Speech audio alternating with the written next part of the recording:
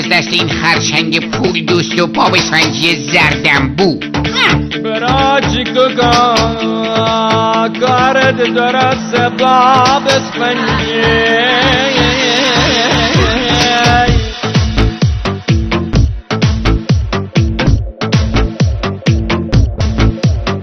همبرگر خرچنگی میپزه تند و جنگی یه نمونه اسمش باب اسفنجی دوست داری میپزه تند و جنگی لطف داریم اسمش باب اسفنجی قربون شما. دوست خوب من همبرگر خرچنگی ناز نفسم چه حالی دار قربونت درد کنه.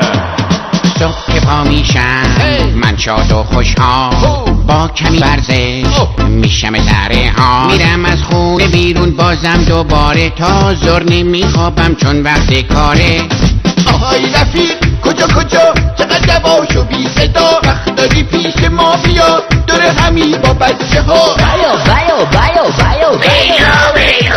باب اسفنجیه ای باری با بیلا اینم خرچنگیه یعنی چی؟ الان میگم گرده چاقه گرمه نرمه سوت داره هم بره وی پوله دیدیری دیدیری دیدیری دیدیری دیدیری دیدیری ای بابا جان ببند دهنو.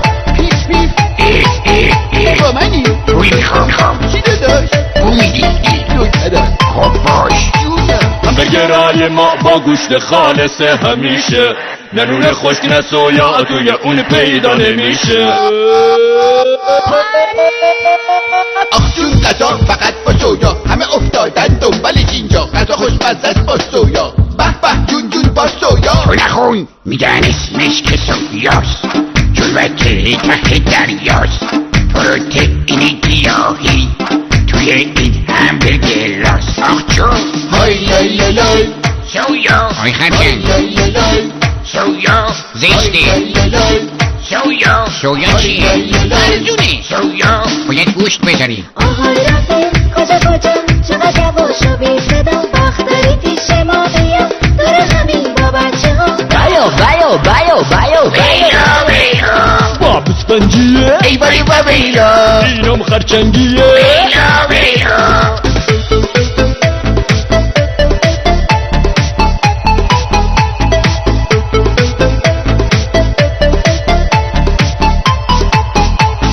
حالا آشپز اسفنجی ببین چی کارا کرده. لنگه نداره با این یه اسفنج زرده.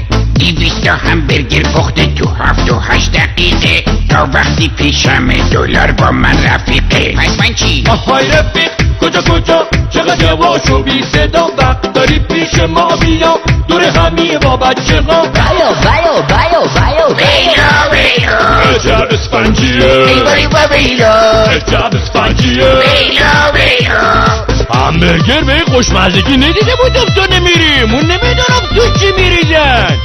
من عاشق چیزای گرتم مخصوصا همبرگر بیا بگی بخورش. نخورده دنیا نری. گرده چاقه گرمه نرمه سوت داره هم بره وی